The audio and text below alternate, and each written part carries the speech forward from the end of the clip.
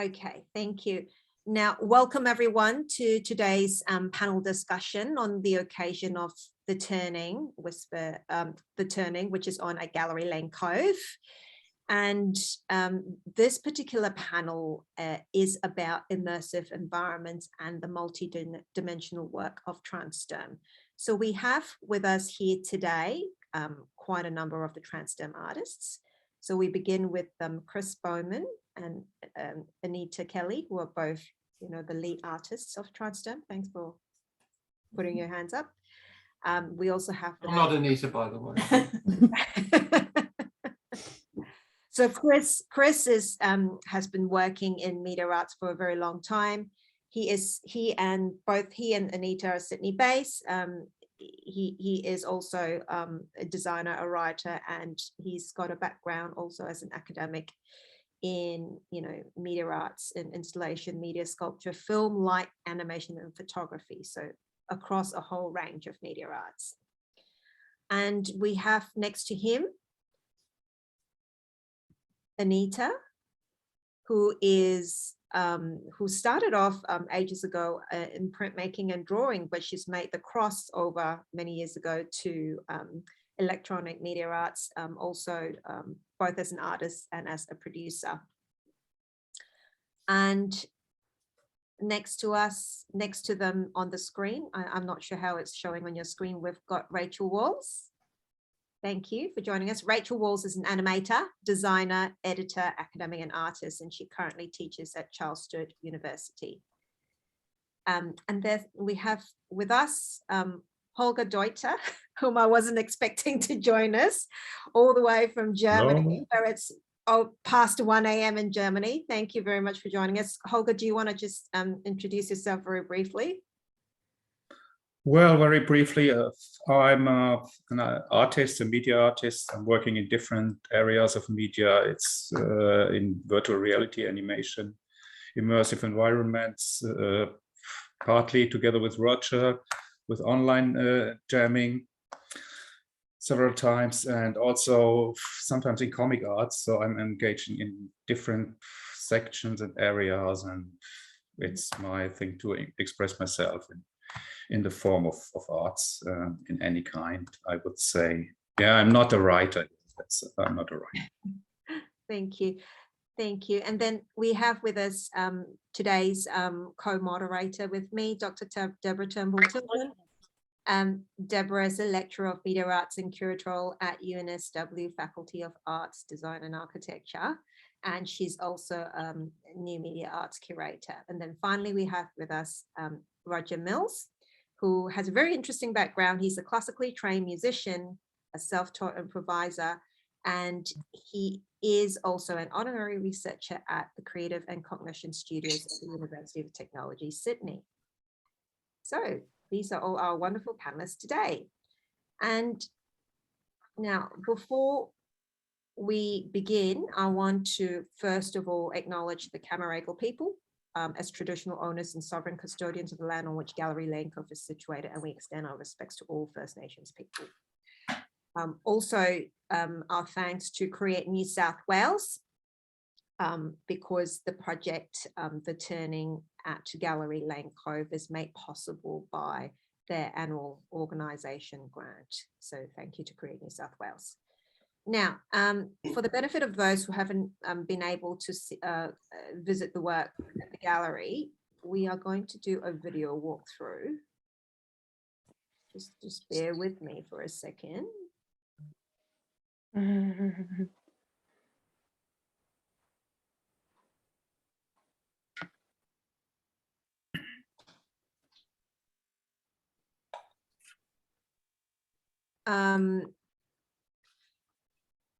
Chris and Anita, if I've got trouble doing this, I might have to get you to do that.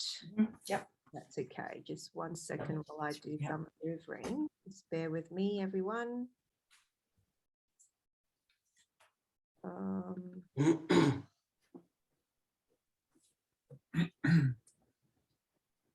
First of all, okay, so I have to share screen. We've got your rain.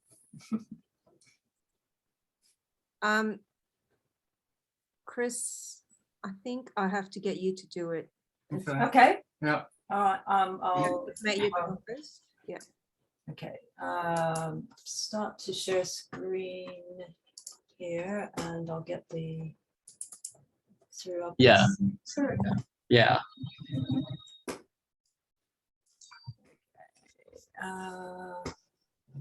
That. So for those of us who've just joined us, what we're about to do is to show you a video walkthrough of the exhibition. Is this visible to everyone? Not at the moment. Oh, sorry. Good. Share the screen. Hang on. Just 1 second. Sorry. My fault. Just 1 second. No worries. No worries. Anita, Yeah. I think I can get it going. Just wait. Yeah. There we go. Here we go. Oh, okay. All right. Sorry. I didn't push share. There we go. Okay.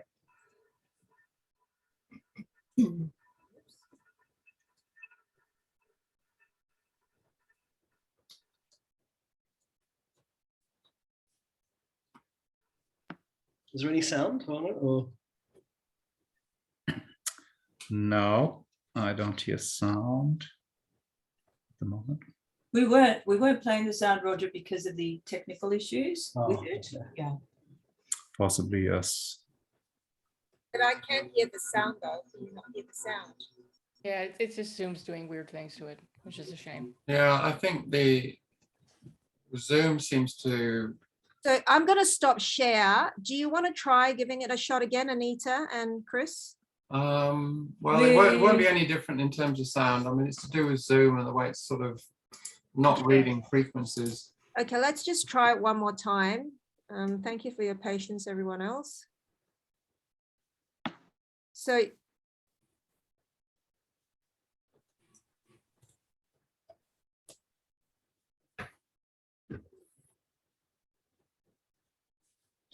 are you able to click on the share function?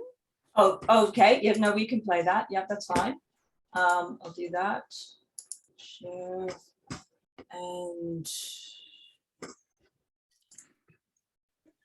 Yeah, maybe it's better to turn the microphones off while the video is playing, because sometimes it gets too much Are you guys sound getting this? influence. Yes, we're getting this at the moment. getting the video. Right. It's a bit wobbly, but it depends on the bandwidth you have on different parts of where you receive the signals. So some might have it faster and some slower. But it gives an impression, I guess.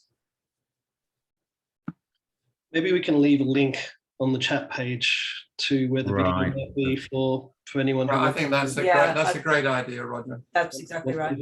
wants to hear the sound with it as well. Yeah, that would be Yeah. nice because it's Yeah. the sound is, it's not like the sound is some sort of sidecar that's optional. It's No, part of the this- entire experience. It's a very integrated and important part Yeah. of this project. Yeah, so it's unfortunate that it's not something that we can share in this session, but I think at least for people who are not in Sydney, this is at least something. But if you are in Sydney, I would definitely encourage you to go and have a look at the space. And That's right. see it and hear it and immerse yourself in it. Is the video actually online at the moment, or is it yet to be uploaded? No. Yeah, don't know. Yeah.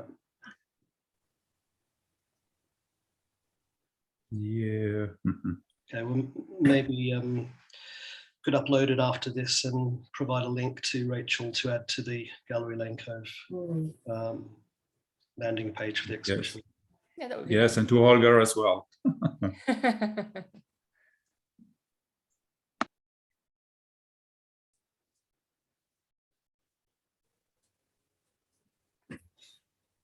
I wonder if I could ask a question about the what the grant provides. This is not, indicative of the questions I'm going to ask, but does it allow documentation? Does it allow any funding for documentation? Deb, are you talking about the grant funding? Yeah. Sorry, I think, yeah, we'll take this offline. I'll discuss with you separately offline. Oh, okay. Yep, sure.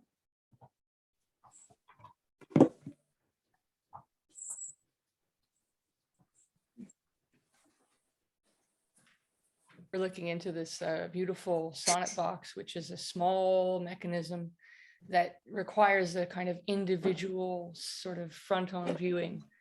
It's a nice sort of contrast to all the other pieces, because it really is a one-person experience, but set within this immersive space. Yeah, that's right. Yeah. It has this tension between virtuality and materiality in this installation, because we have real materials somehow relating to Laszlo Mahal-Nagorny, for example, for the Bauhaus, who was experimenting with materials and things like that. So Yeah. It was an aim to combine real materials and create three-dimensional layers through projection, which have an animation, a flow of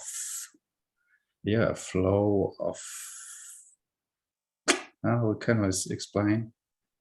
Flow of water, for example. Making It's, nature, digital nature. Right.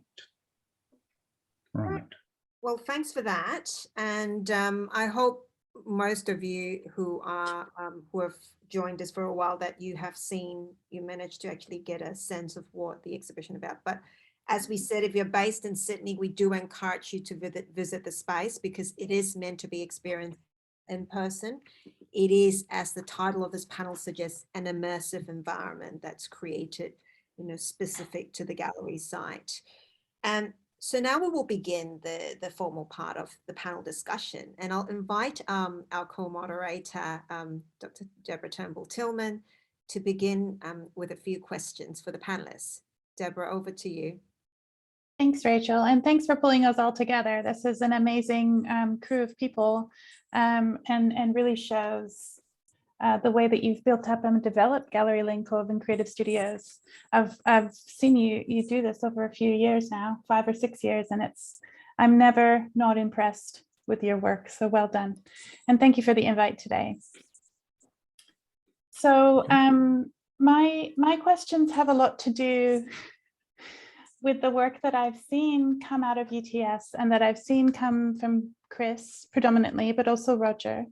And I've worked closely with them previously, but quite a long time ago when my curatorial career was in its infancy.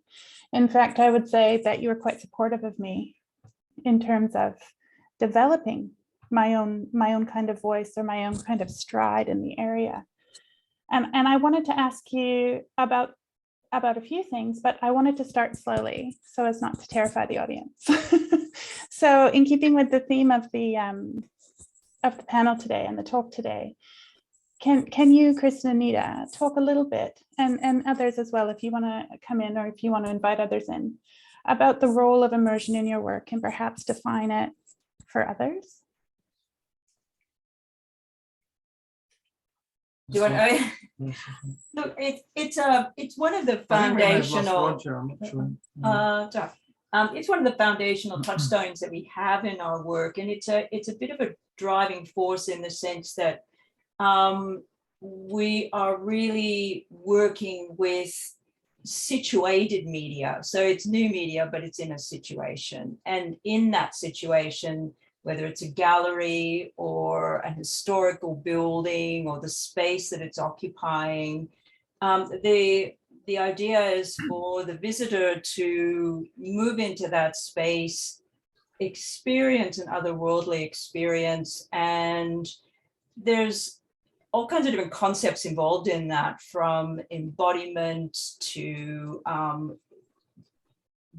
those kinds of very personal, deep personal connections that the viewer will have. They're time-based work, so it is contingent upon the viewer being prepared and being receptive to the audio and sensory environment that's created by these mechanisms.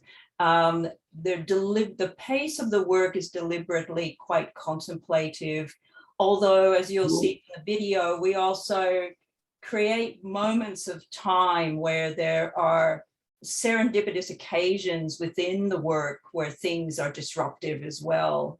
And I think it's really important to understand too that the process in which we make the work is we have artists from all around the world. We're working together, and there's an enormous reliance on serendipity in these works. They're choreographed up to a point, but there's enough fluidity within the process and within the experience of the work to allow moments to happen that even for the artists involved are surprising and draw you deeper and deeper into the work. But they really are experiential. And in that experience, therein lies the immersion, in my view. Yeah. Brilliant, thank you. Do you want me to add anything, or? If you like, yeah, sure. Look, I mean, as you know, we go back a long way, Deborah, in the sense of,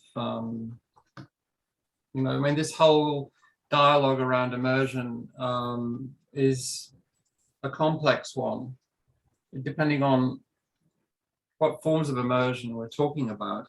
I think what we've done in this exhibition is that we've taken a particular position that what we really want to explore is, I guess, points of view and how we understand and view material. So it's ways of seeing. I think a strong aspect of that is contemplation, which Anita's already kind of brought up as a point that's an important driver within the work. But we're also interested in disrupting that and creating kind of points of tension, if you like. So in the same way that you compose a musical score, and I'd like Roger to talk a little bit about this, but I think we may have lost Roger, is how our approach kind of explores those contradictions in some way, but also builds up this deeper sense of engagement through contemplation. And I think on top of all of this, and it's when we met Rachel, this is prior to COVID, we started talking about this project. And I think the point that Anita's raising around site-specific work, I'll just elaborate on that a little bit, is the significance of the place and space that we're interested in. Yes, So, sorry, Chris, just to interrupt. That's good that you're starting that, because it leads into one of my questions, which is interesting for the audience to understand how Transdome developed the work to respond to the distinct features of the Gallery Lane Cove site. And then further to that, if you can then expand on how this development differs from your projects beyond the White Cube, that will be really interesting to hear. Well, I mean, our process is very fluid and exploratory. I mean, in the sense that when we started working with you, we had this opportunity to work within, I suppose, if you look at that space, one could argue it is quite a conventional white cube space, depending on how you work with it and what you do with it. One of our colleagues, Michael Day, who's an architect, and he's also part of the Transdome group, he can't join us today, but the way that we viewed the gallery was how can we look at intersecting a spatial context to the way that we understand the work. And so we'll adapt within a particular environment in terms of how we understand that. We also do a lot of testing prior to this. And of course, that raises another set of kind of issues, I suppose, in terms of how we understand that space. When I say testing, we're very lucky. We have access to these internal bunkers out at the Newington Armoury. And if you're working in Sydney, or I can't speak for international artists, I can ask Holger the same kind of question. It's very difficult to find spaces that you can actually work within and actually test. And we're very fortunate in the sense that we can do that. Having said that, there is there is a huge shift from how we understand these relationships and what these mechanisms, we often refer to these refraction mechanisms.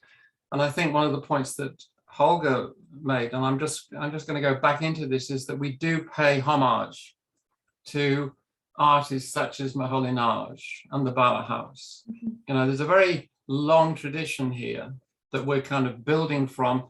And equally in an animation context, there is a whole history of animation that supports this. You know, we can go back into early German cinema and start to see the experiments that Viking Eggeling or Walter Ruttmann worked with. And again, we kind of build out of that. So then maybe we'll have time to have a discussion around the sort of library of movement that we draw from and how we've explored that and what that means. But I think I'm sort of shifting away partly from your question, Rachel. Do you want to bring me back in focus on this? Absolutely. So two things. Yes, it is a standard white cube space, but all white cube spaces are different. It's not a trick question. For those who haven't visited the gallery before, we do have very interesting things that you've used, for example, to create the space that is now the environment of the turning at Gallery Lane Cove, because with these movable gallery walls, which you don't have in every single white cube, and that I imagine would have played a part in how you envisage the space, wouldn't it?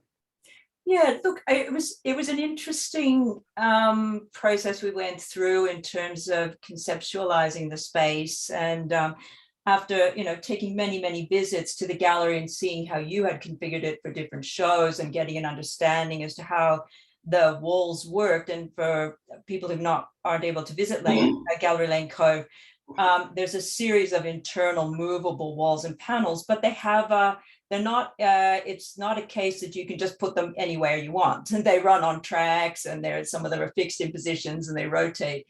And working with Mike Day, we had the fantastic advantage of having an architect with their vision able to sort of come in and also help us conceptualize how we were going to use those movable walls to help frame up the key sculptural pieces. And this became, for me, actually really one of the most exciting features of this whole show was, it took us over a week to install this show, and part of the reasoning being was we spent about 2 days moving and shifting walls and moving projectors and situating particularly that rather complex Notations 1, which is a big sculptural piece in 3 parts, and getting the interrelationship of the sculpture to the projections that actually also hit the walls and the space and the ceiling. What these mechanisms do, which is really something very difficult to catch on film, is they spatialize the animation. They throw it out around the room. And it is a controlled spatialization of animation. We can determine how tight or how wide that spill is going to be.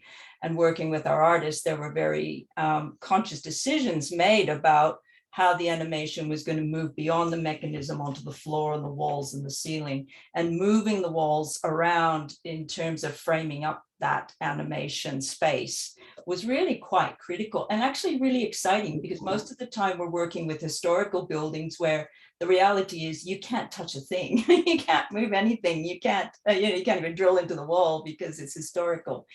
And the other really exciting thing too is the organic mechanism. It was partly a design solution to help create a darkened space for that mechanism, but it ended up in a V shape, which the walls were able to do, and it created the most, I feel, a really satisfying framework for that mechanism. The animation, as you saw in the video, spills onto the side wall in this rather spectral form and up onto the ceiling. And it's really links to something that we've been wanting to achieve for our mechanisms for a long time, which is that holistic space that if we were to try to tour these works, we would actually possibly build a unit very similar to what you actually have in the gallery now. So the gallery in the end has a huge voice. The space has a huge voice in this show in terms of how it structures the experience and how you move around it and see the work. Thank you, Anita. Deb, I'm just going to come back to you again with your following, with your other questions for the panelists. Sounds good. So this one is also twofold. So Rachel and I met and we had all of these questions and we had to reduce them to ones that could fit within the hour. So forgive us if we're, I think this one leads on quite well, actually. So this question's about how you could possibly, and perhaps your collaborators in Transtrom, what's the process that you use to weave the various elements and dimensions together? So in the video walkthrough, you see obviously the space, the sculpture, the animations, but the disruption you spoke of, Chris, when you encounter, you know, paintings mounted on aluminum or framed in triptych form, or you walk up to a built structure and look inside, and then you get sound and image close up, really closely. So all that kind of moving image, animation, photomedia, video, sound, and spatial design. Anita's spoken a little bit about it, but mostly about the gallery as a space. So what about the objects or the agents within the space? Can you talk about your process regarding those elements? Well, yeah, I think, well, again, it's a building process which becomes very fluid. I mean, you're looking at relationships between sculptural form, the material form, and the immateriality, if you like, of what that object and how that object can be perceived. And so the gallery gave us an opportunity to, because I'm very interested in spatial temporal relationships, right? And so we have a large system that operates, if you like, it's unfolding in the left-hand side of the gallery, which is this large T structure. And then we wanted to move into a central area, which perhaps explored not necessarily a deeper, but an alternative form of contemplation. So spatially, when we contemplate on the works, when we're looking at static works, that shifts our perception quite significantly. Right, and what those relationships can be. And I guess my interest with those particular artworks is to do with, I think, what we would refer to as liminal spaces, spaces that exist between spaces of knowing, right? So it's a counterpoint. And one of my interests is surface. I'm very interested in how we understand surface, how we perceive surface, you know, whether we're exploring that through animation, whether it's video, whether it's a specific object, a piece of sculpture that I'm producing, you know, the act of actually doing that. So again, I think going back and working through this with Rachel, where we started to say, well, look, we're interested in 3 interconnecting chambers that speak to each other in different ways and are seamless in some way. So you're not stopping and becoming disrupted in that process. You can engage in different ways of seeing. And I think very importantly, and I think we seem to have lost Roger, just talking about the musical, the sound composition. I'm actually here, that's all. Okay. Sorry, Roger, can you talk a little bit about how you approached the sound and the kind of the thinking behind how these 3 spaces can speak to each other? Yeah, well, I might just start with a point that Anita was making about the randomness of the coincidental image sound collisions, if you like, and how they sort of blend into an immersive experience. And of course, sound is by its nature immersive. Right, as opposed to the image, which we can only see in front of us, we can hear sound from, 360 degrees pretty much. So we start with that point of sound being already immersive.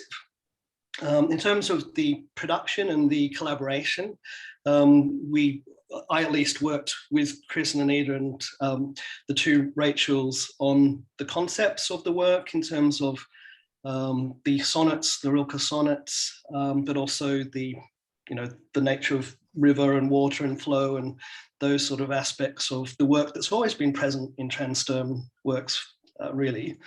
And so I really start with the premise of looking at ways in which I can sonify, in a loose sense, some of the attributes, images, and animations that come out of the different mechanisms.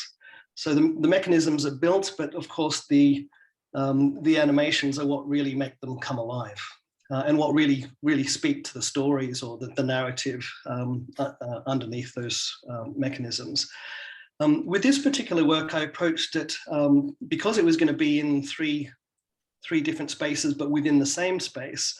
I really started with the notion of the old, and I was talking about this last week a little bit too, about the old in Catholic cathedrals with choral antiphony, where they'd place different singers in different parts of the cathedral and have a call and response between those different locations within the cathedral. And that's really the sort of philosophical premise, I guess, that I started with in this work, because I knew I had to create one composition that wasn't going to lead to too many clashes, but also worked as one whole composition. So they were complementary, yet speaking to each other. And I explored that in my flat here in Kogarah, in different rooms.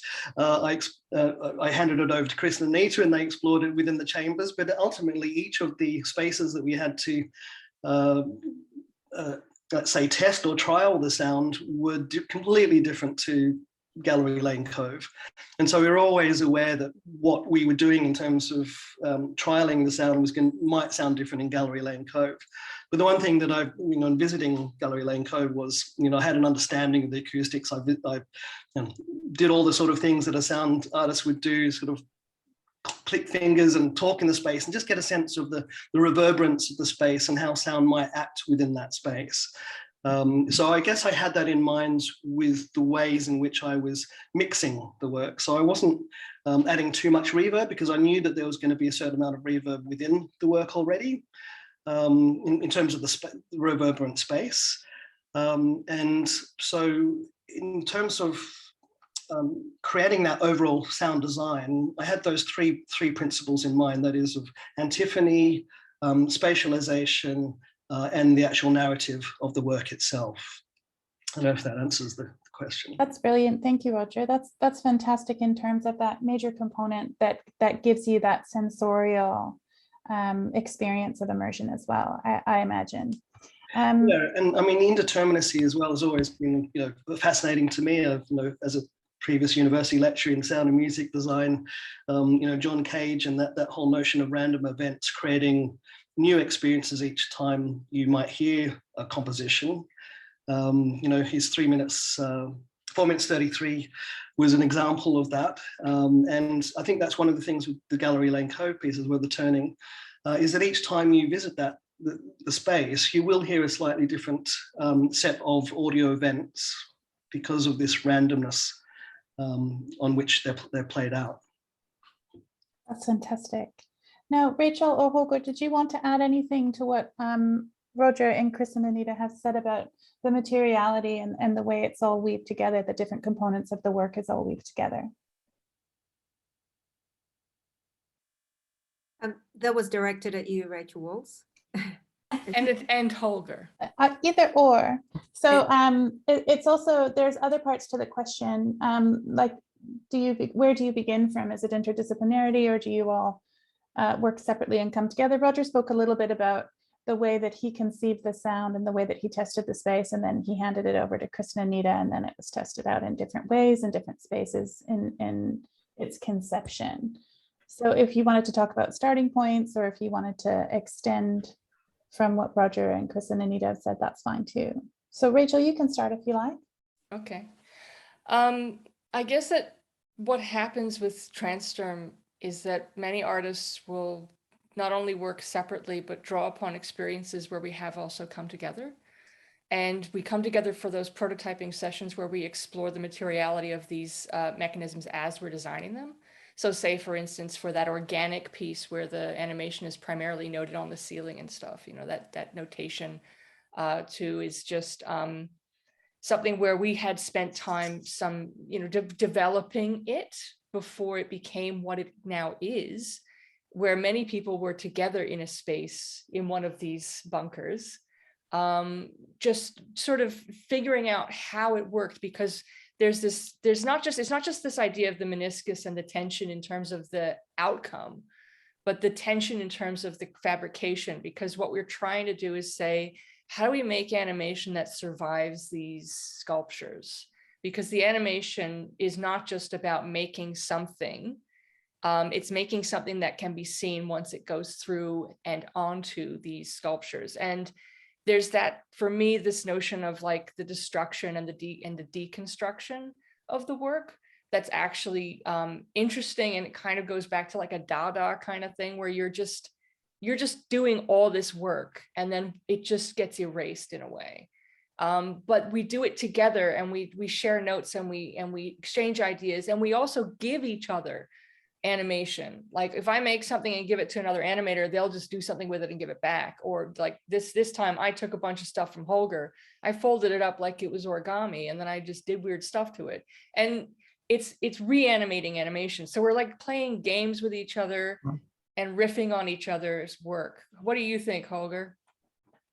Yes, it's a funny process, I think, especially the repeating, or to get the feedback, to put your animations in, and then other people work on it, and you get back a modified animation, or, well, it's deconstructed through the mechanism as well. And we're also very exciting is, as Rachel said, the work itself, the exploring the test phases and everything, what we have when we come together, mostly in Australia, sometimes in Germany, wherever.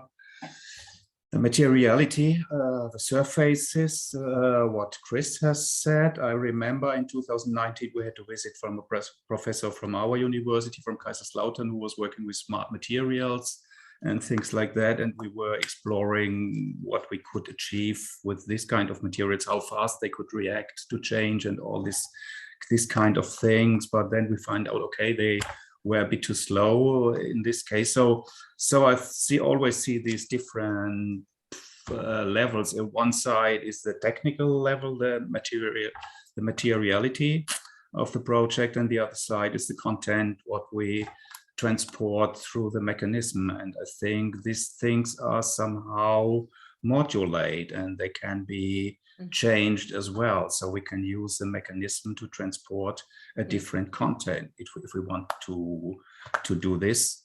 And also we had to find out how the mechanisms react to animations. And we found out that, okay, we have to work with a lot of black space. So there is transparency, and the light can get through it, can travel through these different levels of surfaces, and can then be projected onto the site. It's always site specific. Our work has always been site specific, as far as I remember. And well, I'm a fan of the element water, for example. I like the flow. I like things which are connected to water. That's why I'm working with the Maritime Museum on shipwreck projects, in VR installations and stuff like that. And immersion, virtuality. There are always different kinds of immersion and virtuality. You can have the completely immersive thing and the completely virtual thing, where you only get the visual sense and travel through these visual things, and audiovisual as well. I mean, worked together with Roger on several projects, also in 360-degree panorama for the UTS data arena and stuff like that. And the difference, I think, with the Transterm works we are making is that we are really working with the materiality. And this is really based, as we have said, on several artists in history who were working with materials and things like that. And we combine it with modern technology and media and animations and computer developed things, particle systems, and all that amazing stuff we can have from the virtual world. And we combine it with this materiality Mm. and make it able to explore this in a different sense. So also with the sculptures, we have different layers. So we can travel inside the sculpture. We can see what's happening inside, get immersed in this. We can see the sculpture when we are walking around it and see it from a certain perspective. And we can see the projections which the sculpture is projecting on the space. So, so it's always site specific. And the projects I have been part of have always been related somehow with water, with flow, with creatures also which live in the water. There's always been a kind of flow inside, which I'm very interested as an animator in this kind of flows which happen on Earth on milliards of levels. Yeah, I see it as a digital ecology, like that we live in this modern world that's so divorced from nature that we're trying to not reclaim nature, but create a nature that makes sense for us in a post-nature world. But it is also, I think, the fact that when you make these kinds of animations and they are abstract and every element just comes together and gets recombined, that everybody turns into a cipher. And so I can't look at the work, even if I've made the work, I can't look at the work and isolate any one transform artist. It is a real bringing together of work. That makes a lot of sense, actually, and I think it's reflected really well that way in the gallery. Because even in something so simple as the labels, you know, you can see the collaborative nature of the way that the works have come together. So Rachel, back to you. Oh, that one. Yes. Oh yeah, Rachel K. Sorry. The co-moderator, Rachel. Now, I just want to drill down a little bit more, you know, for people who don't really understand how this sort of collaboration works. You know, there are so many sort of disciplines and mediums involved. And Chris, you're a little bit of a conductor in this. I see your role as conducting and bringing everything together. Up to a point. Up to a point, but there is a point, and we want to drill down to that point. So, you know, people can get a little bit of an understanding. How does this type of collaboration work, particularly for Transderm in this case? Where do you begin? What's your starting point? And how does, obviously, as you work together and as you move along, it becomes not just interdisciplinary, but also transdisciplinary. But again, what's the starting point and how does this all come together? Okay, well, interesting question. I think the starting point probably our starting point goes back. I mean, I think it's temporal, literally, in the sense that we go back over a number of years. So what's occurring is that we have there's a shared language that we understand, right? And there's an interest. I mean, predominantly, you know, narrative obviously is a very important aspect of this work, and we can drill into what we mean by that, I guess, and what are the drivers that we want to build from. You know, we've been working with Rainer Maria Rilke's sonnets now for 10 years as a group. Those manifestations have taken, you know, the interpretations, the way that we've responded to the sonnets or a particular sonnet has differed from time to time, and we've had discussions in terms of what that means to us. With this particular work, trying to kind of answer your question, I guess what I would put out is for discussion is, I would say, there is a particular sonnet that I think is very interesting in the context of this work. It's site specific. We want to engage in the Lane Cove River. We want to kind of consider that space as a metaphor of transition. In the background of all of this, we all have a connection with the Orpheus myth, which is one of the oldest myths within Western culture. It explores the interconnectivity of all things. You know, Holger talks about flow and movement, And I think what we find interesting in Rilke's poetry are these sublime and often kind of conflicting rhythms that exist within that work. And that enables us to respond to that point of reference, right? And we all have different ways of interpreting what that reference is. So we decided for this current exhibition that we wouldn't make Rilke so apparent, but the sonnet itself is embedded within the work. And I think it means different things to each of us. So that becomes a working process. And I think one of my questions I'll ask Rachel Ray knows who I'm talking about, is what her interpretation is around this particular poem, because, because Rachel embedded aspects of that into the sonnet box. Yeah, right? it's true. But behind all of this, I have an interest in notational systems and ways of understanding space and time in a graphic form, right? And this goes back a long way for my own work. And so I will sometimes throw out a schematic to my artists or to us as a group for discussion.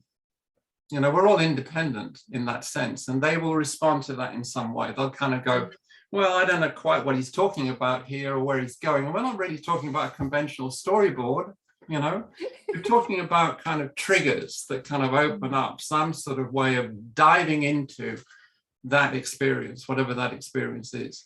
And so I think, Rachel, you can talk a little bit about Sister Ray. You can talk a little bit about what the sonnet meant to you, because you've got a very interesting take on this. It's true. And Holger, I'd like you to talk about how you dive into this work, how that sense of diving literally into that work, what that means to you. I hope we're okay for time. I'll try and be quick. So I did want to make a comment in terms of the working together. It's almost like you get a phone call in the deep of night saying there's a dinner party that you have to roll up to, and then you get there, and that's the conversation. The artwork becomes that. The output is like a really interesting memory of a conversation. The creation process is a dialogue, but it's sometimes done together and sometimes done by going away and meditating and coming back. And in terms of my interpretation of Rilke, and particularly the sonnets we worked with, it sort of ends with this idea of becoming the river, that when in turning and going back to nature, you're not dying, you're becoming nature. You become the world. And it's about this softening of the blow of loss and suggesting that nobody really leaves. They just change. They become something, they become nature. And so for me, the difficulty is that exploring the liminal space is about exploring resisting that and clawing for the surface, even though you can't. So there are different pieces that embody different elements of the emotional reaction that people have to grief and loss, and to the idea of thinking, I too one day have to surrender to this river. But that the river's all around us. It's everything is still here. You know, whatever it is that made up this bag of Rachel today is part of a bigger universe. So that's kind of where I sort of sit with the Rilke. I don't know about Holger, but that's where I sit. I can agree with your statement, Rachel. And well, yes, we are surrounded by nature, and I think that's part of Rilke's poetry. I mean, we know the Asian story of the artist who tries to get back his fiancée from the underworld and is playing.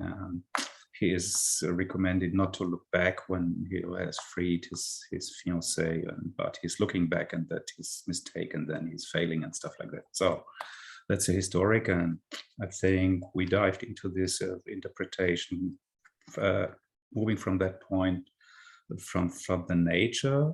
I mean, I mentioned the flow before, and everything has a certain kind of flow. There are rhythms all around us, from in our body, in our blood, in our whole systems. We are determined by several rhythms. We also we are mankind. We are somehow artists, try to shape the world somehow, and the more we try to shape it, the more we get into troubles shaping it, which makes us more efforts to survive and to feed our people and stuff like that. I mean, it started with we started with growing the wheat and stuff, if we, to be honest, at the beginning, and as foregatherers, or how I think we were much more happy in this time. And I think all these stories and these ancient stories about mankind in nature come into place somehow when we try to reflect these rhythms and this, so somehow a music which is existing from the beginning of time somehow. And I think somehow we are exploring this, and we are trying to find voices, gather voices from this rhythms. And that's a reason why we like to play with or to work with data from reality. For example, as Roger, he captured the sound of shrimps somehow and integrated it into a composition where we had to visualize animations about shrimps, the movement of shrimps and things like that. And so these are all components we are collecting. So we are also gatherers, I think. We are collecting things, we are reflecting them, and we are transforming them into a language, different kinds of virtuality or materiality, or the composition of all of these things. And I think the special aspect of the installations of Transform is really that we are combining this virtuality with material surfaces and bring it into material space, so we can see animations and things like that on these spaces, travel through it, and we Wonderful. create a three-dimensionality without having normal three-dimensional tools like stereoscopy or things like that, the glasses, virtual reality glasses and things like that. So this is a different kind of making things three-dimensional in space, and in this case it's always site-specific, sure. I mean, and that's exciting. It's so great to hear all of your reflections from a collective perspective as individuals, but also as in the way that you come together.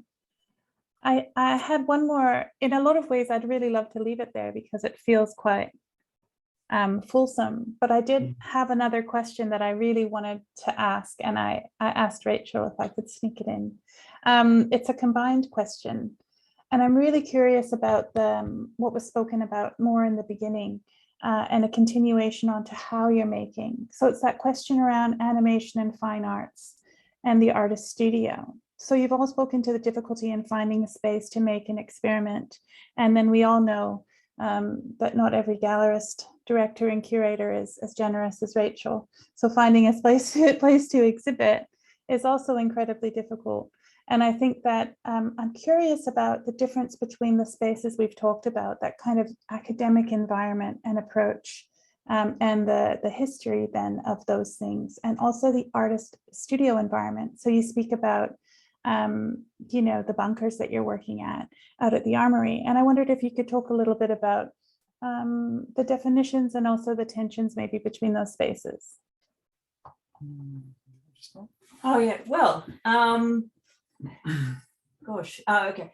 Start with our test facility, which is quite a large space at Building 20, but it's completely light sensitive, so we can block off the light. And I think when we're artists working in light, that's actually really quite critical for our understanding of how these sculptural material forms, as we've been describing, affect the animation and also the sound that goes in and around them.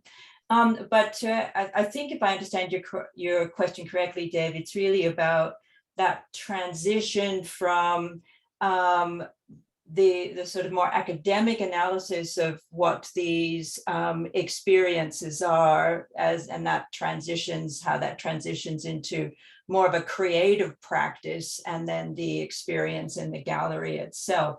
Yes. Myself not being an academic, I'd have to pass over to Roger and Chris on that one. But clearly there's obviously a different set of investigative drivers when you're looking and developing a work through an academic research perspective. Tangential to creative research, but probably, and even Rachel Walls too may have a view on this, as to the shifting of the creative practice and that particular space to as compared to the academic sort of inquiry.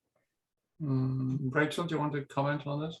I guess that for me, one of the biggest issues with the test space and its gorgeous darkness is that it has nothing to do with the reality of exhibition spaces, which have a lot of light contamination, a lot of sound contamination often. And the great thing about this current exhibition is that it's 100% trans-term, and we've had a lot of control, and we've been able to determine for ourselves how is it going to be designed entirely, rather than having a work that's in a larger festival or in a larger show where you're just happen to be next to an enormous like chocolate wheel with a disco ball on it. And I legitimately have had this happen. And it's you have to think about not only you use the test space to really get to the point where the mechanisms we work with, the sculptures we develop, almost become a part of physical muscle memory. As an animator, when I'm building something in a computer, I know it's going to go into that thing, and part of me has to feel how it's going to look. And so it's important to do that testing in a technical way, and then go out into the world. On the academic side, I do always go back to this Derridian deconstruction, erasure way of thinking about the animators get erased by their work. Mm-hmm. There's nothing wrong with that. I'm perfectly happy with that. Before I was an animator, I was a film editor. We get erased too. It doesn't bother me. It's the old adage of, the old Roland Barthes adage, Yes, as well. camera lucida. And it's the death of the author. Absolutely. All of the things that we've spoken today, all of the concepts, all of the philosophies have zero impact on what anyone will perceive when they enter that space at Gallery Lane Cove. That's true. But I guess this goes for Roger to just quote Barthes, and for me to know that that's what it is. We are all sort of immersed in that history of the academic inquiry into media. So it's just baked into the cake of how we think. Yeah, but that notion of the academic, where it might be speculative, or you might be saying, oh, I want to explore this notion, and the transfer of that you all really clearly have this language with each other. We do. And like you say, like riffing and working in different ways through these materials, that transition to the artist's studio, and then the making and the shifting to the gallery space. Mm-hmm. So that process is something I guess I was curious about in relation to animation as a fine art. Pick up on some of this. I mean, I think we share, because we worked together for quite a long time, I think we understand how each of us thinks, and I think we understand how we respond to things. And I think one of the points that's come up is this underlying connectivity where and I think Holger's spoken quite very well about this, is that the sense of rhythm that exists within our sense of interconnectivity, and how we exist as artists and how we relate to each other. So frameworks are set into place, right? If we if I was going to get back into an academic context, I would be talking about what are the frameworks that you can set into place, that you can respond to, that will enable individuals to explore those ideas or reinterpret them or reframe them, right? That's an important aspect of the way we understand each other. I'm sure I could have a very in-depth conversation with Roger about Cage, and I could talk to him about the diagrams that Cage developed as a way of understanding space and time. What happens in the creative process, though, once we move outside of the academic, is that it becomes an instantaneous moment of sharing and developing that work along a set of trajectories. And those trajectories, because we're artists, we're constantly manipulating and changing and looking at those relationships, whether they be material, whether they be immaterial, whether we're talking about whether a passage of animation is working, or whether we're talking about whether an aspect of the sound composition, which may be heavily layered, perhaps needs to be simplified or, you know, or strengthened in some way. I mean, this is just part of the process that artists go through. And of course it comes down to timelines, it comes down to funding, you know, I mean, all of these things are really important aspects of what we do. So I hope that answers some of you. It does. And I also, I'm sure that you recognize I'm trying to capture some of this for my own understanding, in terms of trying to exhibit or platform works that are transient through space and time and across various materials. Thank you so much for answering my questions. Yes. And look, it segues really nicely too. Your question too segues really nicely into what you touched upon there, which was the absolute fantastic opportunity that Rachel Kang provided to us. As Rachel Wall says, we have the whole gallery, and that's a huge risk from Rachel Kang's perspective. And we really embrace that opportunity and produced something that I know we're very proud of, and I think it has occupied that space in a really quite interesting and diverse way. And like to acknowledge Holger's sentiments there about the troubles in Europe. Absolutely. Yes, that's what I wanted to mention. We are in Europe here, and we got a war in the neighborhood at the moment, which is an invasion on a democratic state who is quite innocent and didn't do any harm. And it's determined, or it's based on a bunch of lies which are told to the people. And I think in Russia, they are at present installing a George Orwell state by forbidding all media and independent news and stuff like that. I know Australia is quite far away from Europe, and maybe you don't get this so near when we get it, but I mean, also as artists, we are, I think, for myself, I feel forced to reflect what's going on here in Europe, and be part of kind of articulation to tell what's happening, and also try to make my influence somehow working because people of Russia are really tunneled and they don't get independent media. And I told to a lot of people also in my neighborhood that they think in Ukraine is ruled by Nazis and this is a special operation. You are not allowed to use the word war anymore. You can get 15 years prison if you name this. And these are things which are, in my opinion, absolutely horrible. I'm an absolutely freak of free thinking, of free will, and of freedom. And if I feel this, I mean, kicked down by some dictators, I feel forced. It's my enemy, and I feel that I have to do something about it. And at the moment, that's also part of my artwork I'm working for. I'm doing sketches, caricatures, and stuff like that at the moment, and try to reflect weekly the situation here in Europe and the world political situation as well, between China, Russia, and Europe, and the NATO and whatever. Well, just guys, I'm sorry to tell such bad news, but this is how we feel at the moment here in Europe. And because of that, I'm exhausted that this happened in the 21st century, and there are still sick minds who think they can turn the watch back these days. So I hope freedom will win at the end. That's my wish. Thank you very much, guys. Thank you, Holger. You're welcome. Holger. Thank you, Holger. Now, we've gone quite a bit over time, Yeah. and Sure. I also noticed that some of the people who have joined us have left the room. But for those remaining, do you have any questions for the panelists? I think we have time to take 1 or 2 maximum. Any questions?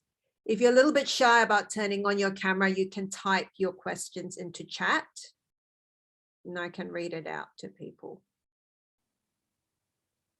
Questions from anyone? General questions, specific questions, thematic or technical?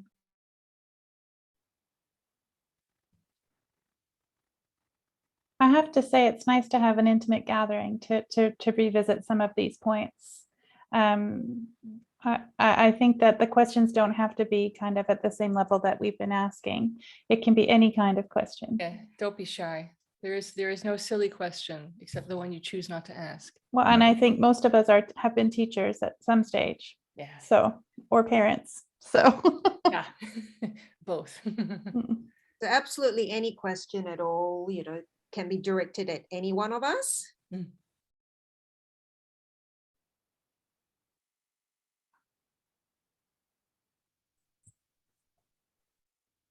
Go on, have a go.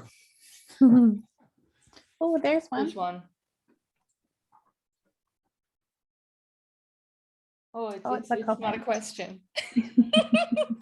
Thank you very much. Thank you for the Thank you kind very much words. for sharing that. Good. Thank you. I hope you can come and see the show. I actually highly recommend it. I had some comments about people might be thinking up questions.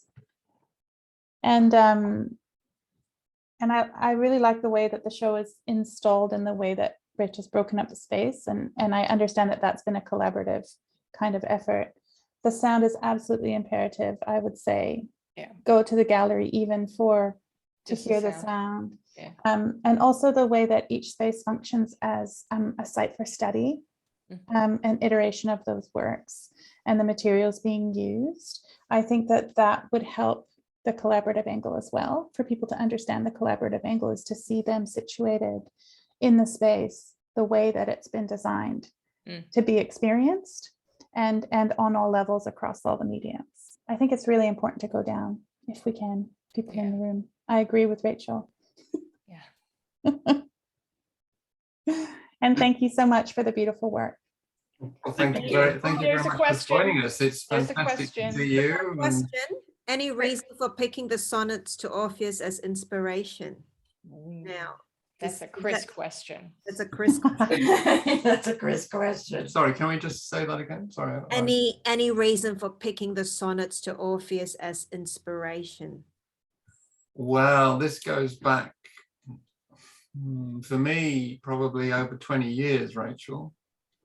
So what I found in the sonnets, and I think Rachel Walls has spoken very, very well about this, is that Rainer Maria Rilke is probably one of the most important poets of the 20th century, and there's a reason for this, and the reason is because he digs so deeply into the human condition, and the fragility and the interconnectivity and the beauty of life.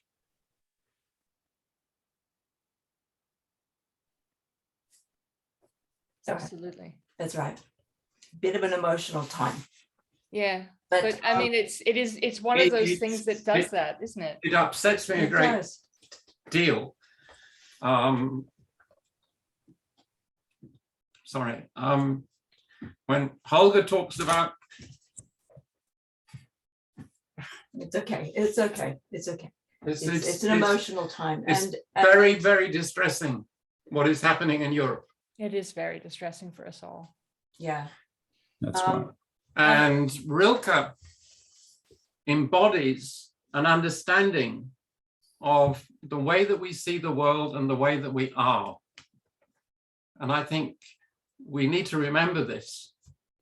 You know, it's very important. You know, these are touchstones, these are references that bring us back into being human. And one of the things that we are interested in doing as artists, and I think we've spoken about this in different ways, is how we immerse ourselves and how we can respond to the world, how we can realign people's understanding with their environment. Because we are so confronted by so much visual noise, if you like, so much information, so much sound information. So we're just trying to bring people back into a greater understanding of the way that they perceive space. And Rilke, for me, you know, and there are many poets that I could reference, but Rilke for me is a touchstone. It's a very important touchstone and a beautiful, you know, remarkable writing, you know, it's well recognized. So sorry if I got a little bit emotional. I do find I'm a European, and I find what's happening in Europe at the moment very upsetting. You don't have to apologize, Chris. No, and Thank you it's- for I mean, your it's- honesty. All right. It's Don't I also- apologize.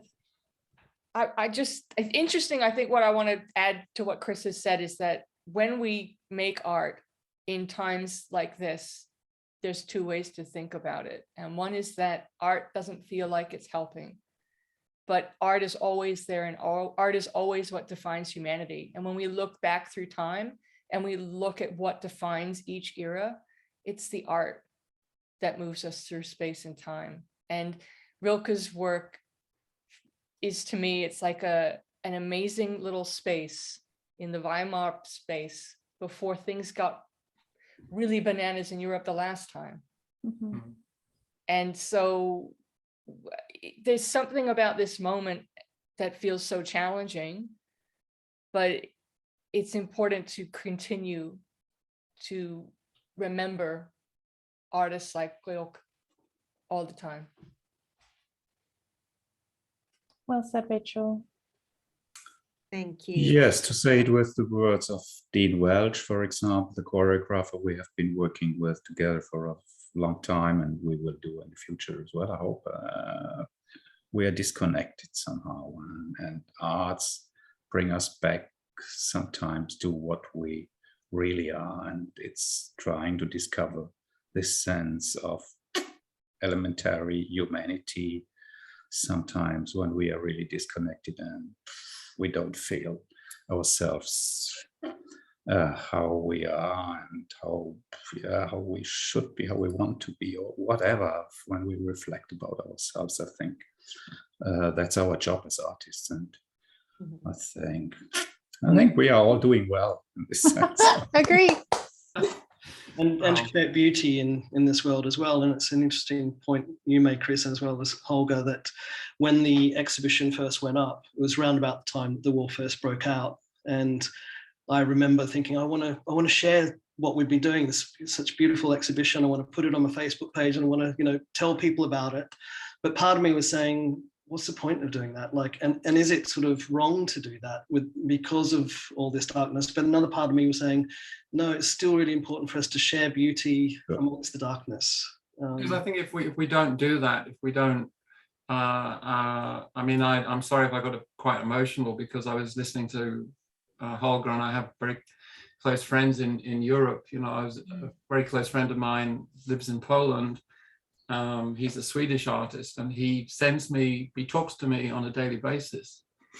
And he's a remarkable artist in his own right. And the point that he makes, I suppose, in his observations around this madness, is that we seem to, that somehow this is unraveled in a particular way. And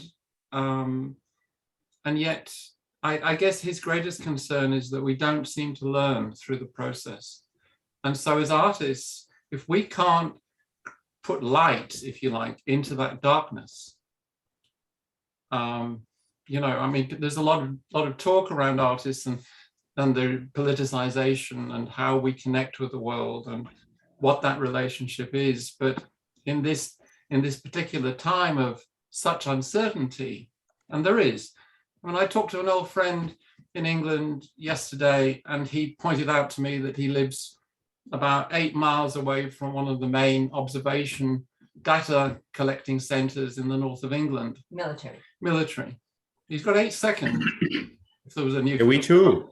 We Yeah, live near so near this- Ramstein, which is the most important air base of the NATO in Europe, and Yeah. it's a hot place. As an as an Australian, I think we are deeply concerned about what's happening. It's not just about some of us having European backgrounds. It's so the turning whisper to the silent earth is our way of saying, you know, we create these experiences in this darkness. You know, and I think, you know, if one And wanted, we care deeply about the future. and we care deeply about the future and the ecology of our future. Yeah. Chris, can you say that again? We care very deeply about our future and the ecology of our lives, of what we're connected with. I mean, as artists, you know, and some of the movement structures that exist, as you'll see within the animation, are taken from a study of movement from Dean Walsh, who's a very famous Australian choreographer, who has spent years observing as a diver, and Holger is a diver as well, observing marine species. Mm. And so you'll see these beautiful forms. And Rachel Walls has also spent so much time responding to this data and reinterpreting this data, you know, and reimagining it and reframing it. You know? And our other animator, And Rachel Priddle, and who's Priddle, yeah, Rachel able to Priddle say has yeah, as well. yeah, And I think Roger's very aware of this and as well. Jason Benedict, And who's Jason- another animator. You know, and he's not with us today. So yeah. Yeah. Anyway. Thank mean, you is it- very much. Thank you very much. As you can see, you know, the work it's quite a massive group collaboration and collaborative effort. There is so much to mine, but you know, we're kind of half an hour over time now. So for those of you who are based in Sydney, I really invite you to not just come visit the exhibition, but also if you're around on the Saturday, join us for the Finisarch event. It will be a guided tour with Chris and Anita. I will be there as well. And it will be followed by a talk. And that talk is a little bit different from the two online panels, today's and last week. It will focus a little bit more on the Rilke poems. And also, you know, that metaphor of the river. Like I said, this is a very rich and layered work, and there is a lot to discuss. So, you know, do join us, and we will be there to welcome you. So thank you. Okay, well, everyone. thank you. And thanks Rachel. everyone for Thank you, staying Rachel. on Thank so you, long. Deborah. Great to see everyone. Yeah, thanks, Deborah. Yeah, pleasure to see you. It's nice to see you. Really Holger. lovely. And See you thanks for all. all those who have Yeah. stayed with us right to the end. Thank you. And thank you for having me, guys. It's been a Thanks. pleasure and an honor. Okay, Thank you. thank you very much. All right. Thanks. You. Bye now. Bye. Bye. Bye. Bye.